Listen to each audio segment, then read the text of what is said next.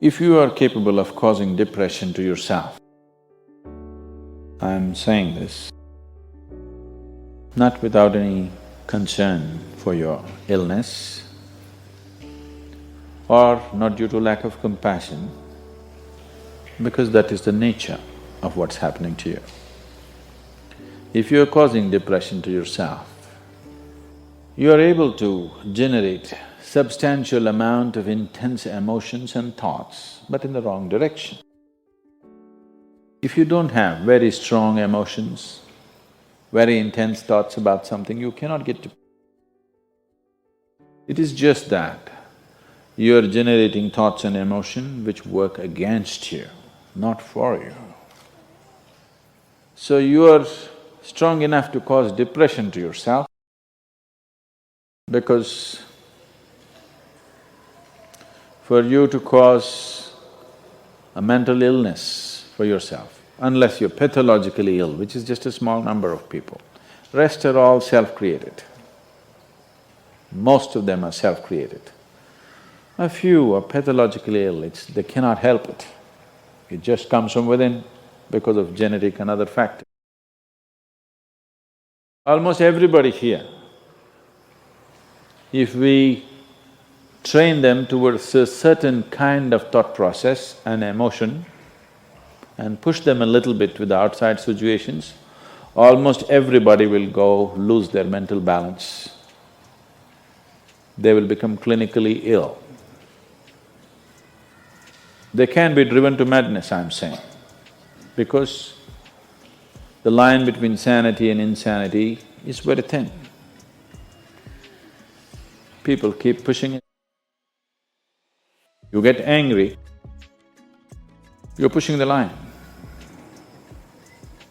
It's a thin line. In fact, when you get angry, you know you're pushing the line. That's why the expression, I was mad at somebody. You're not mad at somebody, you're just going mad. You cannot be mad at somebody. You're just pushing your sanity, the boundaries of sanity, and moving into insanity for a certain period of time and coming back. You do one thing, every day you try this, 10 minutes a day, try intense anger on somebody. What?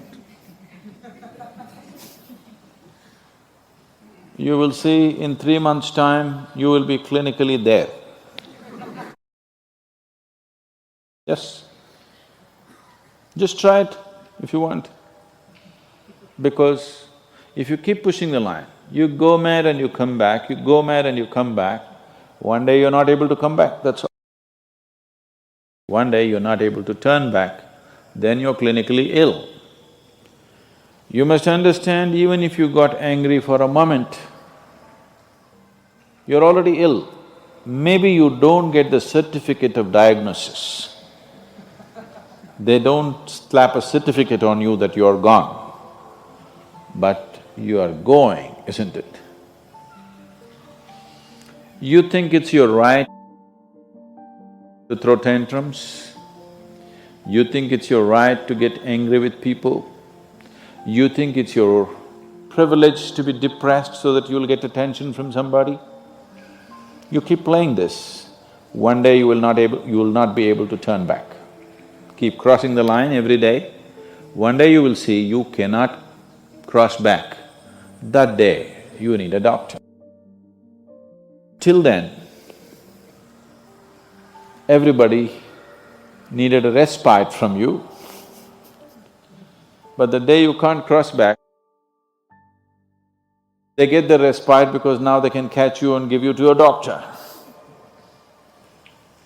Otherwise, you're temporarily going mad every day, many times a day.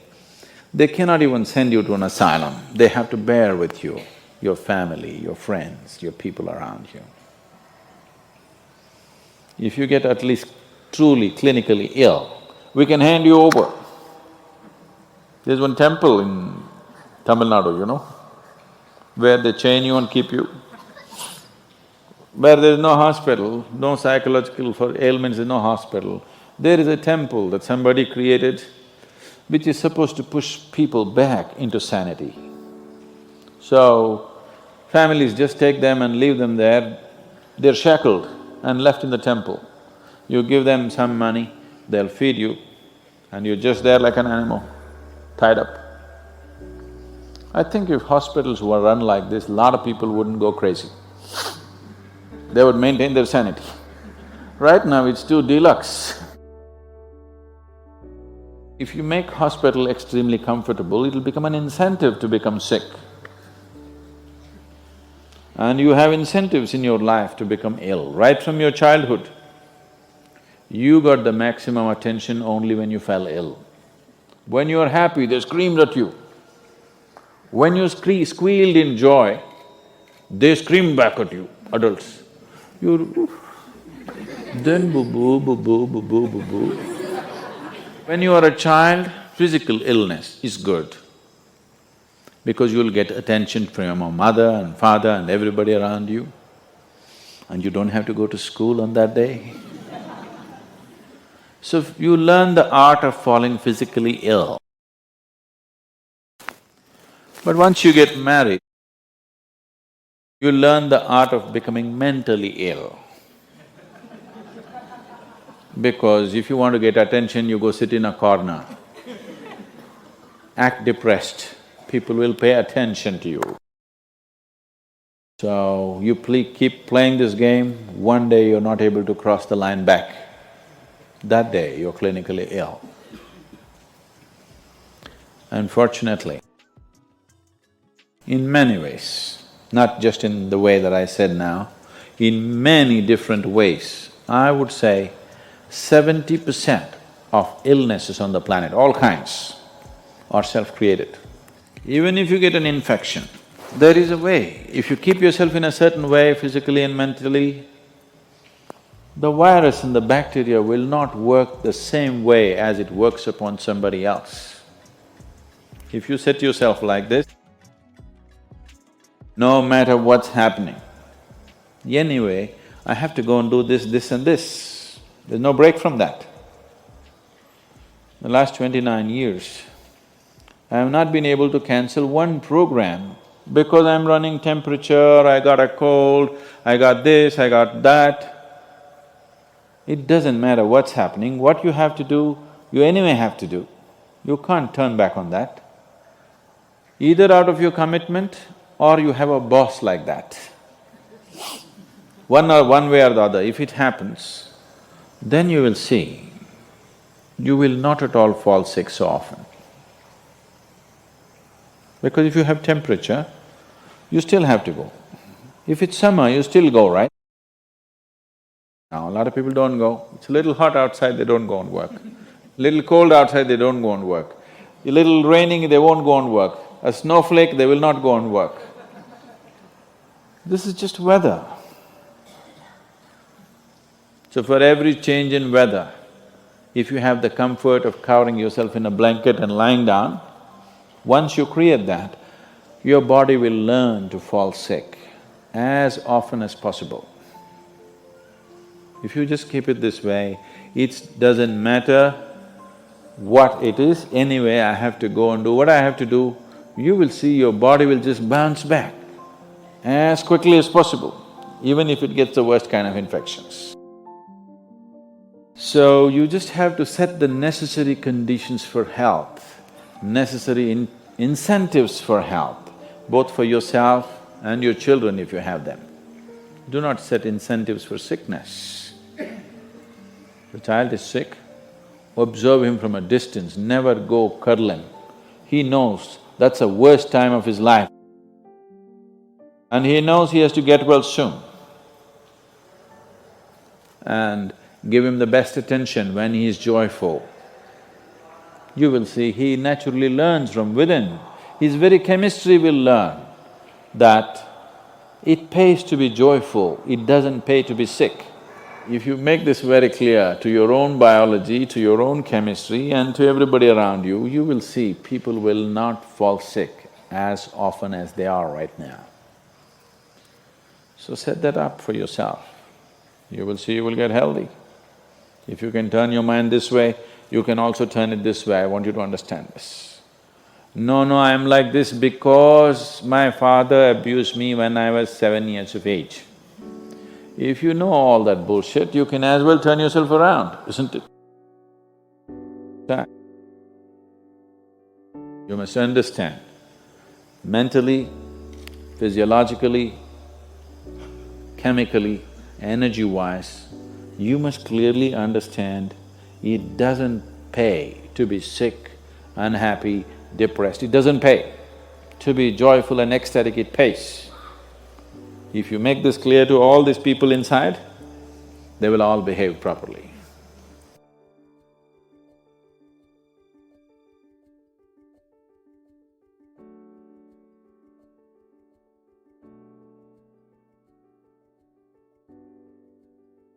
These 83,000 square kilometers of Kaveri basin, we want to bring it back, at least 1/3 of it back into some kind of green cover. The amount of green cover removed is 87%. We want to put back 33%. For this, we've been preparing for over 18 years. We have converted 69,670 farmers in Tamil Nadu from regular farming to agroforestry. With this agroforestry, their income has multiplied many-fold. So now we are 100% confident that this will be a solution for the farmers' economics.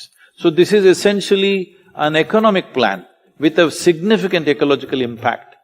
So, only question is just this, for the first 3 years when the farmer goes through a phase where he loses part of his income. Yes. At that time, he needs a little bit of support. We are appealing both to Karnataka and Tamil Nadu governments, we've already appealed to them that they must support these farmers to shift from regular farming to agroforestry. Right now, India is importing over 45,000 crores worth of timber and over 1 lakh crores worth of timber products. But we have not been growing anything in our land because farmers fear that if I grow a tree, I can't cut it, the forest department will come. So now we have released about 18 species. Right now we have spoken to the Environment Ministry, they are saying they will release all the species. If you grow it on your private land, you can cut it at your will and sell it and use it according to your will. Only then farmers will grow trees. Right now, nobody wants to plant a tree because you can't cut it. Right. Is it also because farming has been about producing food crops and then cash crops of a certain kind, isn't it? This is cash crop. Forestry is a very rich cash crop. And yet, why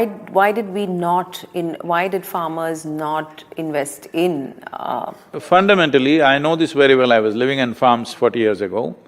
At that time, I know fertilizer companies came and campaigned. All trees must go, otherwise your fertilizer will go waste. Tree roots are aggressive, they will take away the fertilizer. So systematically trees were cut down. Another reason is because they won't let you cut it. If you cut it, you can't transport it. These kind of laws are there. Right now, the Environment Ministry is looking at it carefully, except near forest regions. They want to release the other regions that a farmer can grow whatever he wants. As he cuts his crop, he must be able to cut his tree. Only then he will grow trees.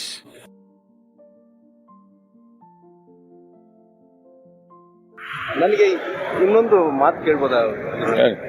ನಾನು ನಿಮ್ಮ ಎಲ್ಲಾ ವಿಡಿಯೋಗಳನ್ನ ಚರ್ಚೆಗಳನ್ನ ನೋಡಿದ್ದೀನಿ. ನನ್ಗೆ ತುಂಬಾ fascinate ಮಾಡುವಂತ ವಿಷಯ ಶಿವ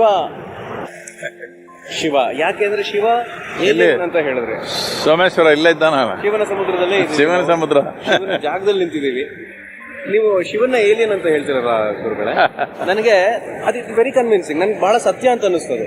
ಯಾಕಂದ್ರೆ ಆಧ್ಯಾತ್ಮಿಕವಾಗಿ ಯೋಚನೆ ಮಾಡಿದಾಗ ಬೇರೆ ಎಲ್ಲ ರೀಸನಿಂಗ್ ಕೊಟ್ಟಾಗ ನಿಜ ಅನ್ಸುತ್ತೆ. ಈ ವಿಷಕಂಠ ಅನ್ನೋದು ಹೇಗೆ ಅದು ಈಸ್ ಅನ್ ಏಲಿಯನ್, ಅದ್ರ ಬಗ್ಗೆ ಯಾವ್ದಾರು ಒಂದು ಬೆಳಕು ಚೆಲ್ಲಕ್ಕಾಗುತ್ತೆ? ವಿಷಕಂಠ ಅಂದ್ರೆ ಇಷ್ಟೇನೆ.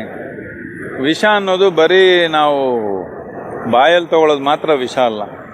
ನಿಮ್ಮ ಮನಸ್ಸಲ್ಲಿ ನಾನೊಂದೀಗ ಒಂದು ಕೆಟ್ಟ ಒಂದು ಯೋಚನೆ, ಒಂದು ಭಾವನೆ ನಿಮ್ಮೊಳಗೆ ನಾನು ಉಂಟು ಮಾಡಿದ್ರೆ ಅದೇ ಒಂದು ವಿಷ ನಿಮ್ಮ ಜೀವನನೇ ಹಾಳು ಮಾಡಿಬಿಡುತ್ತೆ. ಅದು ಮಾಡ್ತಾ ಇಲ್ವಾ?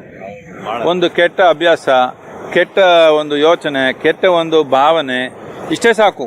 ಏನು ವಿಷ ಕುಡಿಬೇಕಾಗಿಲ್ಲ, ಅದರಲ್ಲೇ ಹೋಗ್ಬಿಡ್ತೀವಿ ನಾವು. ಇದರಿಂದ ವಿಷಕಂಠ ಅಂದ್ರೆ ಏನಂದ್ರೆ ಇದಕ್ಕೆ ವಿಶುದ್ಧಿ ಅಂತ ಹೇಳ್ತೇವೆ. ಈ ಚಕ್ರಕ್ಕೆ, ಈ 7 ಚಕ್ರದಲ್ಲಿ ಇದಕ್ಕೆ ವಿಶುದ್ಧಿ ಅಂತ ಹೇಳ್ತೇವೆ. ಇದು ಒಂದು ಫಿಲ್ಟರ್ ತರ. ಇದರಲ್ಲಿ ನಾವು ಶಕ್ತಿಯಾಗಿ ಸಾಧನೆ ಮಾಡಿದ್ರೆ ಏನೇ ವಿಷ ಬಂದ್ರು ಇಲ್ಲಿ ನಿಂತ್ಕೊಳ್ಳುತ್ತೆ, ಮೈಯೊಳಗೆ ಹೋಗಲ್ಲ. ಇಲ್ಲಿ ನಿಂತ್ಕೊಂಡ್ರೆ ಏನು ಯಾವಾಗ ಬೇಕಾದ್ರೂ ತೆಗೆದು ಹಾಕ್ಬೋದು ತಾನೆ. ಆ ಒಂದು ಯೋಗದಲ್ಲಿ ಆ ಒಂದು ವಿಷಯ ಇದೆ. ಈ ವಿಶುದ್ಧಿ ಚಕ್ರ ಇದು ಮಾಡಿದ್ರೆ ಯಾವುದು ನಮ್ಮ ಮುಟ್ಟೋದಿಲ್ಲ. ಯಾರೇನೇ ಹೇಳ್ಬೋದು, ಯಾರೇನೇ ಮಾಡ್ಬೋದು, ಏನೇನೋ ಹೇಳ್ತಾರೆ. ಯಾವ ಒಂದು ಏನ್ ಹೇಳ್ತೀರಾ, ಅಕ್ಯುಸೇಷನ್ಸ್ ಅಂದ್ರೆ ಏನ್ ಹೇಳ್ತೀರಾ, ಏನೊಂದು ದೂಷಣೆಗಳು. ದೂಷಣೆಗೆ ಕೊನೆನೇ ಇಲ್ಲ. ಈಗ ಕಾವೇರಿ ಕೂಗು ಅಂದ್ರೆ ದೂಷಣೆ ಮಾಡೋರು ಆಗ್ಲೇ ಶುರು ಮಾಡಿದ್ದಾರೆ. ಅದೇ ಅದೆಲ್ಲ ಇಲ್ಲೇ ನಿಲ್ಲಿಸ್ಕೋಬೇಕು.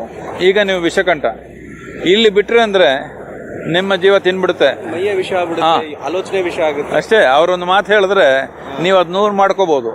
ಆ ಥರ ಇಲ್ಲ. ಶಿವ ಅಂದ್ರೆ ಇಲ್ಲೇ ನಿಲ್ಲಿಸ್ಕೋತಾನೆ. ಏನೇ ಹೇಳಲಿ, ಯಾರು ಬೇಕಾದ್ರು ಏನೇ ಮಾಡಲಿ, ಏನೇ ಬೀಸ್ಲಿ, ಏನೇ ಊಟ ಕೊಡ್ಲಿ, ಯಾವ್ದು ತಿಂದ್ರು ಇಲ್ಲೇ ನಿಲ್ಲಿಸ್ಕೋತಾನೆ. ವಿಷ ಒಳಗಡೆ ಬಿಡ್ಲಿಲ್ಲ ಅಂದ್ರೆ ಯಾವ್ದು ಹೋಗ್ಬೇಕು, ಒಳ್ಳೆತನ ಅಷ್ಟೇ. ಇಷ್ಟು ಮಾತ್ರ ಹೋದ್ರೆ ಸಾಕು. ಫಿಲ್ಟರ್ ಬೇಕು ನಿಮ್ಗೆ. ವಿಶುದ್ಧಿ ಅಂದ್ರೆ ಫಿಲ್ಟರ್. ಯಾಕೆಂದ್ರೆ ಪ್ರಪಂಚ ನಮಗೆ ಏನ್ ಕೊಡುತ್ತೆ ಅನ್ನೋದು ನಮ್ಮ ಚಾಯ್ಸ್ ಅಲ್ಲ. ಏನ್ ಬೇಕಾದ್ರೂ ಬೀಸಾಕ್ತಾರೆ ಅವ್ರು ನಮ್ಮ ಮೇಲೆ.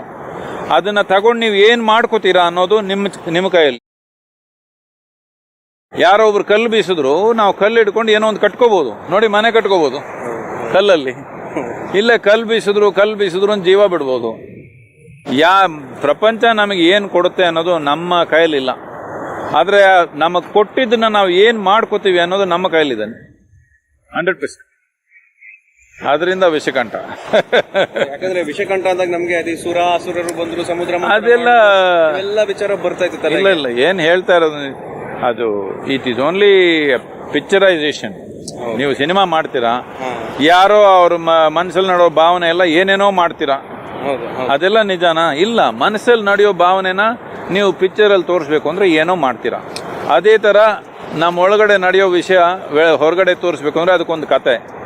ಇವಾಗ ಪ್ರಪಂಚದಲ್ಲಿರೋ ವಿಷ ಎಲ್ಲ ತೆಗೆದ್ರು ಯಾರದ್ ಮುಟ್ಲಿಕ್ಕೆ ಆಸೆ ಇಲ್ಲ. ವಿಷ ಯಾರಿಗ್ ಮುಟ್ಟೋಕೆ ಆಸೆ? ಇವನೇನ್ ಮಾಡ್ತಾನೆ, ಕುಡ್ಕೋತಾನೆ. ಯಾಕಂದ್ರೆ ಇವನಿಗೆ ಫಿಲ್ಟರ್ ಇದೆ, ಇಲ್ಲ ನಿಲ್ಸ್ಕೋತಾನೆ ಅಷ್ಟೇ.